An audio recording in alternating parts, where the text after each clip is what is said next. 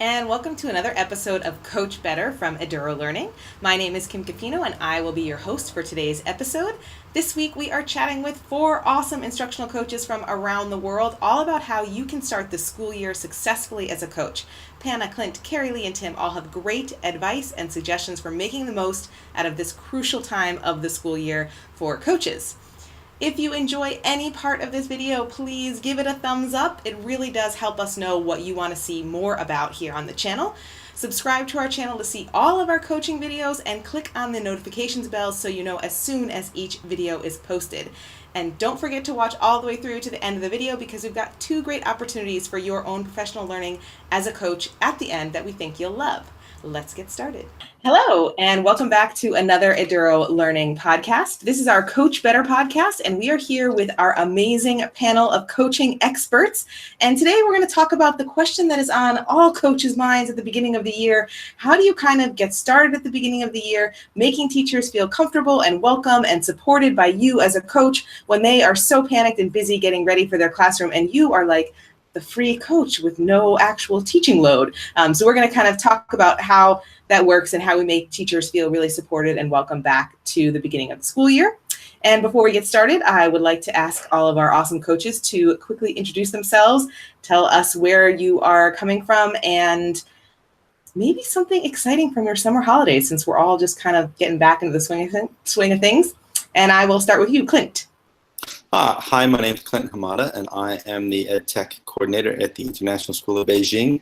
The most exciting thing to happen in my holiday was my youngest daughter was in the hospital with appendicitis, so we spent 10 days in the hospital. Woo! All is better now, but it put a bit of a curveball in the summer plans, and we did go and see Aladdin on Broadway, so that was awesome too. Okay, so like a low light and a highlight? Exactly. Okay. Double duty. Exactly. Carrie Lee. Hi, I'm Carrie Lee Beasley, and I'm the Director of Digital Learning at Gems World Academy in Switzerland. I had, maybe for my 8-week holiday, we had 6 weeks of visitors. So I have had 3 fondues, 3 lot visits to the chocolate factory. Well, like, we're repeating things all the time. But a highlight was that we managed to get to Croatia for the first time. So I ate my way around Croatia very happily. Nice. That chocolate factory sounds like something worth me coming to visit for. I didn't go with you. But Panna. Hi, I'm Panna. I am the K-8-1 Technology and Design Coach at Taipei American School. And exciting news this summer, my husband and I are expecting a baby girl. So we're expecting in January. Congratulations. Thank you. And last but not least, Tim. Hi, I'm Tim Bray. I'm the Director of Educational Technology at Chungnam Dalton School in Incheon, South Korea. Summer highlight, I got stranded in my boat in the middle of the lake, which was good and bad. The bad part was I was out there for like 3 hours before somebody actually found me. And the more bad news is the person who found me was the local sheriff. So he got a boat, came out and rescued me. So that was kind of a highlight and a low light. The nice thing was I got an excellent tan. Was the upside to it. Did you like run out of gas, or like how does that happen? I don't know anything about boating. The boat has a kill switch, and it's there so like you can pull it off really quick and save yourself if like you're flying out of the boat or something. And it was really super sensitive, and I didn't know that. And so it looked like it was still engaged, but it wasn't. And so the boat just died and then wouldn't start. And I was like, everything's fine. It should be okay. So I didn't know what was wrong with it. I knew it had gas in it. And so they got towed in, and I told my dad, because he was the one who got the boat. And I said, look, I think there's something wrong with it. And he called the mechanic, and the mechanic was like, before you bring it to me, just check this one thing. I've been burned by this before. And sure enough, we went out, barely nudged the thing, like not even like a millimeter, and it was okay, and it started right up. I'm like, gosh, what a pain. Yeah, fun times. All right, so let's get into our topic, which is how do you support teachers in the first couple weeks of school when everybody's like just kind of coming off that summer vacation high of freedom and hit with the reality of being back to work. How do you help and support your teachers? What do you see that they need, and how do you kind of provide that for them? I'll start. I think for us in Beijing, we've already started thinking about the year back in probably April or May, and starting to think about new teacher orientation and first week back. And so we take part in a lot of those kind of administration, like principal sessions. And I was here for the whole week of new teacher orientation, supporting them and helping them get their feet underneath them. So for us, it's almost not like the first week back. We're kind of hitting the ground running.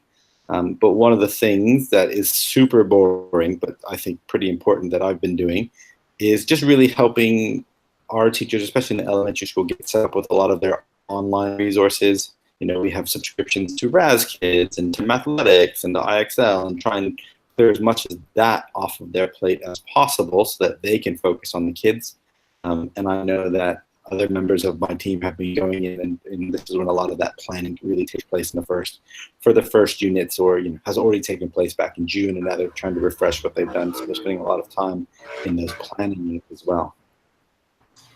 So that leads me to a quick question. In terms of your school structure, are teachers expecting you and your team to be doing those things in the first weeks of school? Like, is this part of your school culture and your normal process for coaching, as compared to maybe other situations where people are new to coaching, or the school is new to coaching and maybe they're not sure of what to do? Like, it sounds like you have a really good system in place already.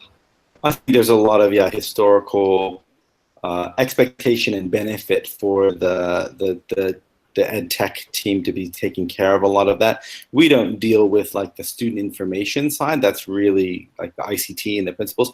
We're really like, how can we help support and get set up systems that are truly supporting teaching and learning, and whether that's sort of making sure all the blogs are working for the new kids, or making sure that, like I said, all the subscriptions are up, or as we continue to roll deeper and deeper into our learning management system, ensuring that the tutorials are set, or updating people on what the updates are, and this is the new feature.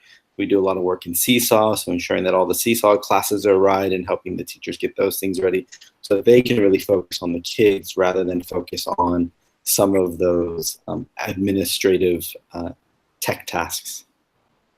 So it's like removing the barriers, basically, so that they can be successful. For sure. And we're lucky that we have enough people to be able to do that. I know not every school has the manpower, the person power to put behind that. We are fortunate that we do, so we ensure that we try and leverage that as best we can. Nice. Anyone else want to share? Sure. It's my first day today, so happy first day of school. Tell you hot press. So a couple of foci from me is new students and new teachers. So we have new students come. It's actually the day before school starts proper. So for the new students, we're checking all their logins work and all of that sort of stuff, which, like Clint says, is super boring. I hate that that's the first thing that I do with them. But it is one of those things that helps everything else run really smoothly. And new teachers are making sure they can connect to their interactive boards, that they've got access to the drive and all of those sort of things that we have been working on through orientation, but they've been prioritizing finding a house and getting their shipment arriving and so on. So just checking in today with how they're doing. Something else that I've been helping with returning teachers, because it's slightly different. If they're new teachers, they need different things. So for the returning teachers, at the end of the year, I was sending them all sorts of information and offering support in learning space design, and sort of helping them set up their classrooms so that they're an interesting and welcoming place for our students to be.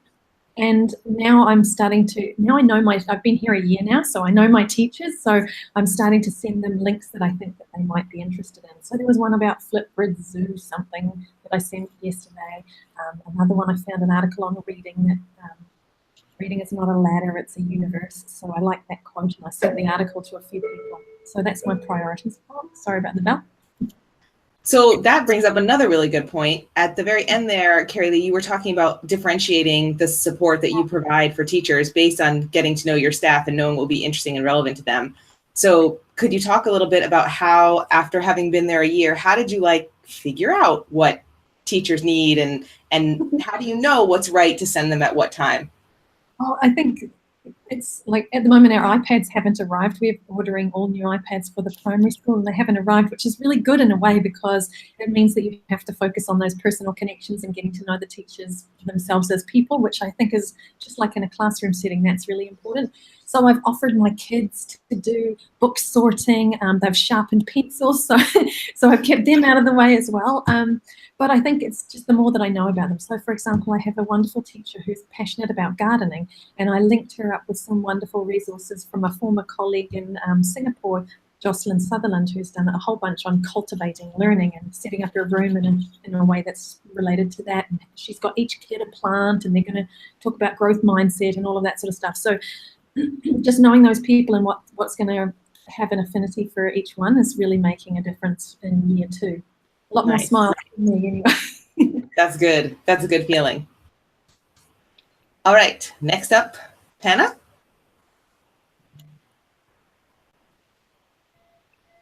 I did not hear what just happened there. Oh, sorry. I was wondering, do you want to say something? I know that your situation is a little bit different, but there's plenty of people that are in the same situation as you, so. Right. So actually, my situation has shifted a little bit. So now I'm 50-50. I still have a teaching load. But we hired Alfredo. I'm sure many of you know him. And he has taken over 2 of our grade levels. So I gave up 1 and Leanne gave up 1. And so now that's opened me up for more of the teacher support and coaching role, which has been interesting because this has been a year of a lot of firsts for us. So like Clint, I do a lot of the getting Seesaw ready for the teachers and kind of supporting that process. But also my division has done years now, whereas the old 3 and up have not. So 3 has done it for only 1 year and grades 4 and 5 have not at all. And they're jumping on board. So our entire lower school is now all on Seesaw. So I'm kind of supporting the whole new outline of what's our essential agreement going to be. And so there was this Twitter thread that went through from Joel Bevins asking about Seesaw essential agreements, and that really helped us. And we formulated one in just the past week. But I think that because I had more experience with that, I had a lot more to say and a lot more input in what went down into that agreement. And so just guiding the teachers and the other 2 coaches through what Seesaw should look like for teachers, students, and parents, and how can we streamline the parent experience, for example, across the grades. Also, on top of that, we have shifted our schedule entirely because we are opening a huge new tech cube, which is due to get our students in by January, which means that one of my periods where I'm normally teaching as a specialist becomes a co-teaching period with the homeroom teacher. And it also means that 2 classes are going into the tech cube space simultaneously. So that means I can't be in 2 places at once, and teachers need to take more ownership of that period as well. So I've been getting into a lot more team meetings, doing planning for that time, and really seeing how we can integrate, science and math into what we do during that time, and making sure that we're hitting not just, my curricular goals, but their curricular goals as well. And finally, we've taken on responsive classroom. So part of that for me is really helping the teachers see how digital citizenship can be a part of things like morning meeting. So I've actually signed up to go in and run morning meeting in all of my grades and all of my classes in a rotation so that I can demonstrate that it's possible. And then they can see where digital citizenship is character education and it's not any different. So all of those pieces are kind of coming together for me this year. So far, I feel like we've already heard like 3 really important things that coaches do. One kind of thing from each of you guys. One thing was like that infrastructure and removing barriers and making teachers feel like they have all the like technological needs in place without any kind of hassles or structure or challenges in their way. That was what Clint talked about. And then Carrie Lee talked about the individualized professional development for teachers and making sure you have just the right thing for just the right teacher at just the right time. And then Pana's talking about like co-teaching and modeling how to, in your specific example, integrate digital citizenship into morning meetings. So those are like 3 key things already that coaches do. Tim, you're last. What exciting thing are you doing to get your teachers feeling supported and ready for the school year? A lot of it's really similar to what everybody else has already mentioned. But it is different. Like for our new faculty, they come in and many of them haven't worked at a Google school before. And so it's getting them acclimated and familiar with Classroom and with things like that. But we did make an interesting shift this year. We upgraded our Power School to Power Teacher Pro. And it was kind of funny because it sort of caught the returning teachers off guard. And they didn't realize like, oh, my gradebook's now completely different. Like, oh, geez. And so the new faculty had already figured this out because it was different for them anyway. And so it was just a matter of like, oh, this is the new thing I'm using. But for a lot of the returning teachers, they came in. So it's been great because I've had conversations with some people that I really haven't touched base with in a while, just because of the break, and then because some of them are very independent, they don't really need as much of my support. And now suddenly they're coming and being like, oh, wow, can you help me set up my new grade book? Because I have no idea how it's working. And so it's been kind of like refamiliarizing myself with some of those people and reminding them in a way of like, yeah, I'm here, I'm available for you too. Like, I'm not just here for people who are new. And I think the other one that's kind of a big point in general is it's really easy for teachers to start to feel, especially when they're new and there's so many things happening, like Harriet said, like they're moving in and they're getting their shipment and they're trying to set their house up and then they're trying to get used to the new school, to kind of be the calming force, to be the person that's like, you don't need to do anything new right now. Feel comfortable, take your time. Because one of the things I get tasked with doing is telling the teachers, like, we're expecting you all to be Google certified sometime this year. And so the first thing I say is like, yes, this is on the event horizon, but you don't need to do this now. This is something you have all the way to term 4 to complete this. And I'm going to have all the training sessions ahead of time for you to learn from. And, you know, you can come and ask me any questions you want. You can always make an appointment. You can come to the training. So just to do that calming force of everything's already so overwhelming, like, let's not overwhelm you anymore right now. And I'll come and meet with you later and we can talk about how we're going to move you forward then. You're bringing up a really good point. And one of the reasons why I wanted us to have this particular conversation is because some of the coaches that are in my coaching microcredential through Eduro Learning have been struggling because it's the first couple weeks of school and they have all these things they want to do with their teachers, this vision for, you know, what technology should be like in their school. And they are so excited, but they're maybe feeling like, I don't want to put words in anyone's mouth, but like that's not a priority from other people's perspectives. And so one of the things I've been trying to, like, in our conversations, I've been trying to kind of say is like, remember that for the classroom teacher or for your administrator or for your teaching partner, whoever you're talking about, technology is not a priority right now. And it is a matter of being that calming voice and removing those barriers and making people feel individually supported is probably more important in the first few weeks of school than getting your like big picture vision off the ground. What do you guys think? Yeah, I'm going to jump in really quick on that one just because it was sort of just made me think of something that I've been saying to the admin team. We've had quite a bit of transition and I have some people who have been promoted and then some people who have returned. One of our directors had to go and get his principal license and he came back now and he's sort of been like elevated in his position. And so I've been kind of spreading the mantra of it's not a sprint, it's a marathon and it's going to be a long year. And so we don't have to do everything today. We can let we can let things get going and get everybody up and running and have everybody in their class feeling comfortable. And then we can start to move some of these things forward. But let's not put the cart before the horse. Let's not scare the horses. Let's have everybody be calm first. Let's get the year started, and then we can move those things along. I'll throw in another cliche there. I was going to say, go slow to go fast, right? I mean, you take your time, and we always say that the most important part of any of these coaching roles is relationships. And this is that time, it sounds like with Tim, especially where you're building those relationships with new teachers and with returning teachers that, you know, maybe, like you said, they're super independent, but now they're like, oh, actually, I really have a need, and maybe you do need to build up that kind of coaching relationship with them as opposed to that collegial or that kind of friendship relationship that you might have out of school. And these are those times where you're really laying that foundation. And even if you're not in every teacher's class, being able to know every new teacher's name, or to be able to walk down the hall and just kind of pop your head in and just be there and be visible for when people do have questions that they don't know to email you, but since you're there, I think that's like this is the time is ripe for that at the moment. I've got something that I wanted to add in that I'm supporting teachers with at the moment is, well, I'm not supporting them at the moment. This is week 1. Day 1 is tomorrow, but this time next week, they have Meet the Teacher presentations.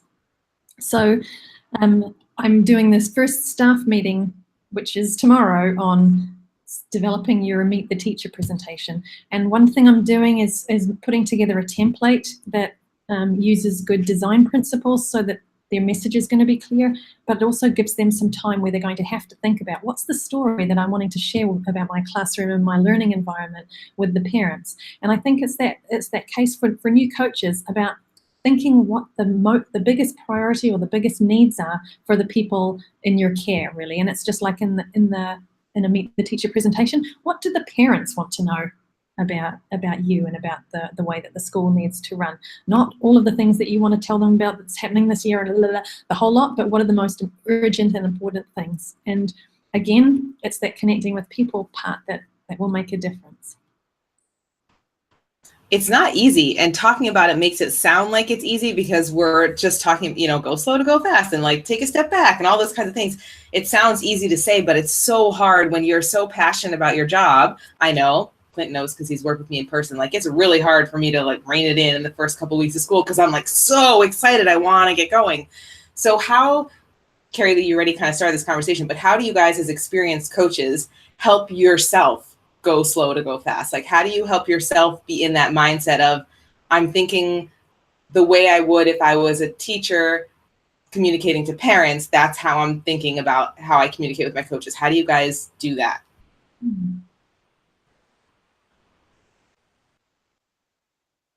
Crickets.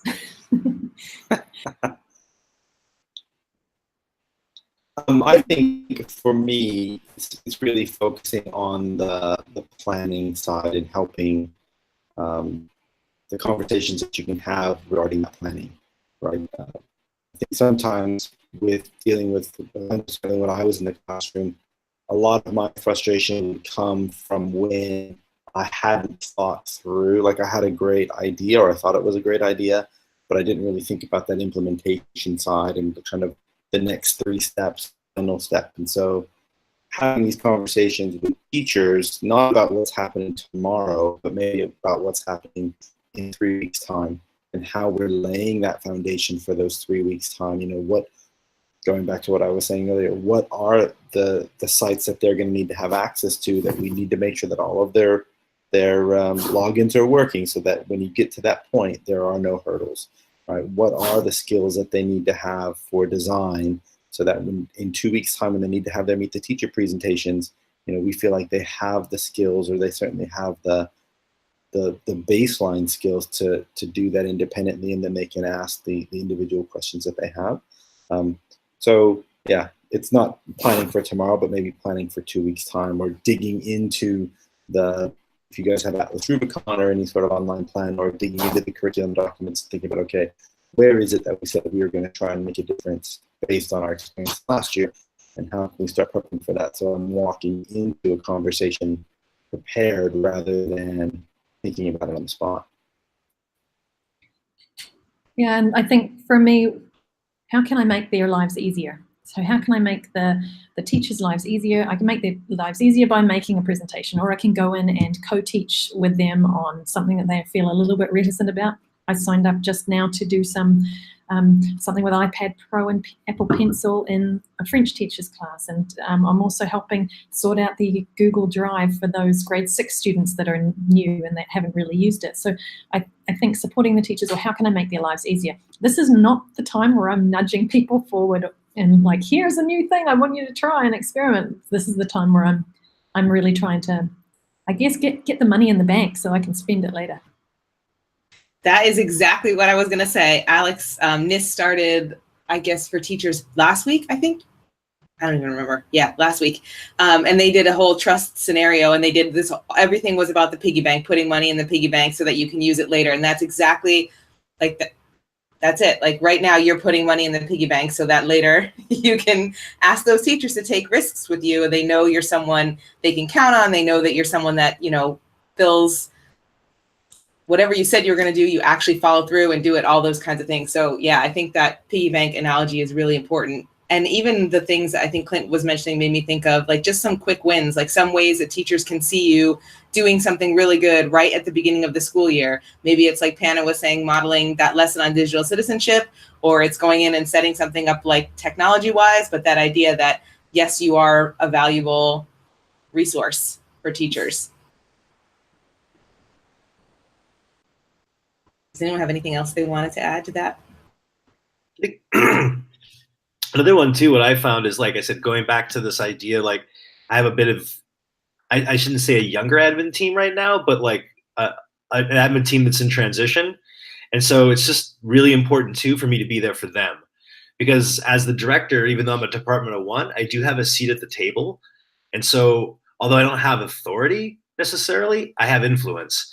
And so I'm trying to be really careful about how I use that influence and where I spend that capital, because just as much as with teachers, I want to, like you were saying, put pennies in the bank, I also need to do that with my admin team. And I need to get them on board with like, well, yeah, I know Tim's reliable and Tim's responsible and he's going to be there when I need him to do these things. And so a couple of things I've had to do at the beginning of the year have been more supporting directly them. Like one of the, my middle school principal really is into restorative justice.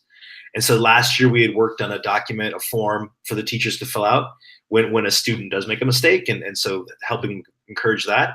And the beginning of this year, he was talking about like, oh, well, I've got to set this up and that up. And I just said, look, it's okay. I'll set up the restorative justice form and I'll get the sheet going and I'll start having all the tallies. You don't have to worry about that. I'll take that off your plate because you've already got a bunch of other things you need to do. And it's really important that you do those things instead. And so just as much as we are in my position anyway for teachers, I also need to be there for my admin team. Yeah, that is such a good point, and something I think that's easily forgotten is because a lot of times, at least for me, I always kind of feel like, oh, they're admin because they know what they're doing about everything. I just kind of, best thing to do is just leave them alone and let them get on with it. But actually, a lot of times the little things that you can do for administrators go a huge way, not with just with them as administrators, but with the whole staff, because like you're saying, if they know you're reliable and you can be counted on and you're doing things that are supporting them, they're going to be much more likely to give you that time in a faculty meeting or allow you to plan a professional development day or whatever it is that you might want them to let you do, basically. How do you guys build up that trust with your admin teams? Does anybody have any strategies or ideas or things that have happened recently that they would be willing to share? I support a lot in presentations. So if they've got something that they want to come up or present to people in a unique way, that's something that I'm working on. But I also, to piggyback off what Tim just said, Tim's job description probably does not include setting up Google Forms for administrators. And so getting away from that's not my job to this is something that people need, I think is a nice way of looking at it.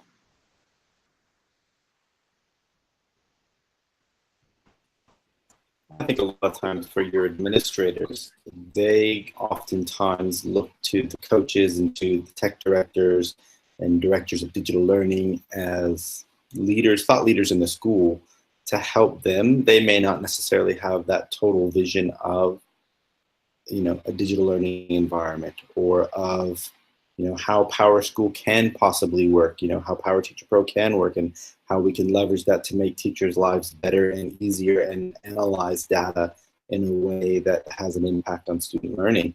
Tim, we're doing the exact same thing. Like we're looking at Power Teacher Pro and a couple of other great books. That's my day tomorrow.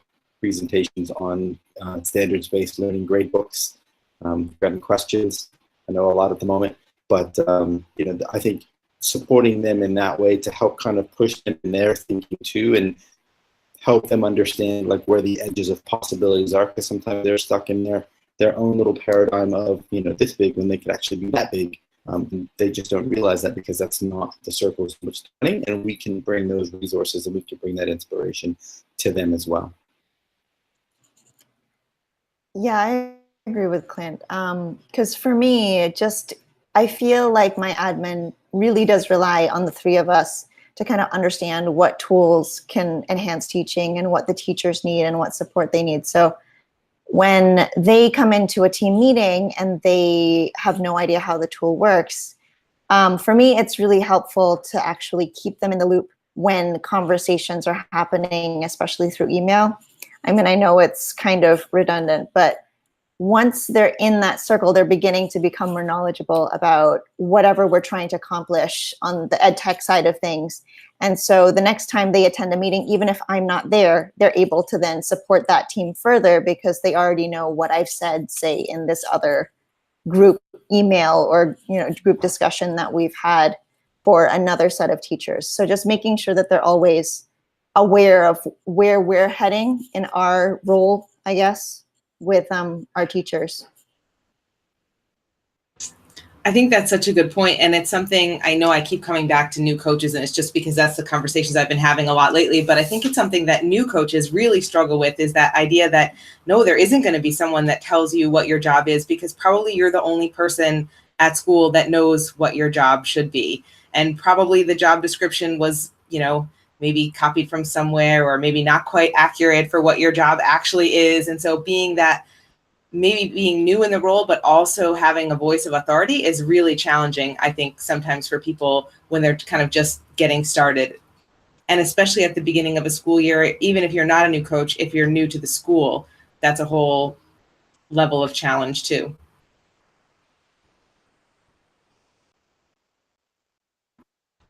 All right. I feel like we really talked a lot about that, what we do at the beginning of the school year. Does anyone have anything else? Then I'm going to ask you, what's your goal for this year? Like, what's your big hope, or kind of something you want to accomplish, or what are you like looking forward to in this academic year? You came back to school with your enthusiasm, ready to be back in your position as an ed tech leader. What are you super excited about? I think for me, it's because I suddenly have this time to be a coach that my goal is to really define that time for my teachers so they understand what I'm available for now to support them. Because even if I create, appointments that they can book, they still don't know why they would ever book me. So really like communicating that clearly, like, here are the ways that I can come in and work with you. Here are the ways that I think I can support you in the classroom. And that's what these slots are for. Like, use me now. I'm not going to push you away because I've got a full teaching load. So I'm just defining that with my teachers. I'm excited to see where that goes.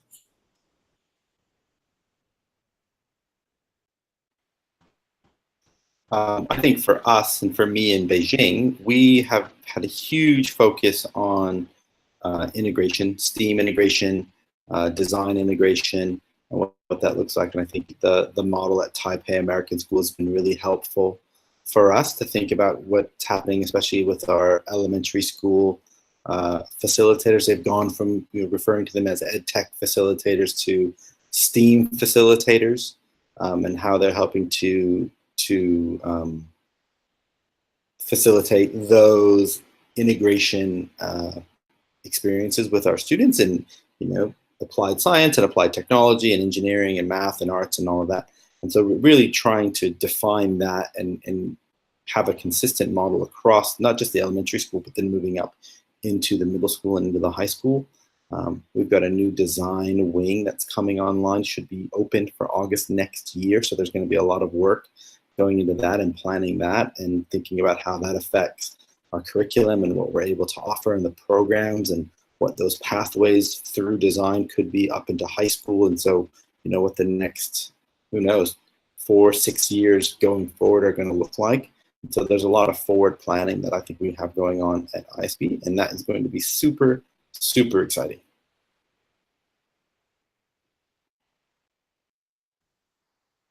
Something that's really getting me excited this year is we've got, all the new iPads with Apple Pencil for the primary school students, and they're arriving in the next couple of weeks. So I'm so excited about that, because I just think the possibility of the sort of drawing and the digital and having that having everyone have access to that and a consistent device is going to be fantastic.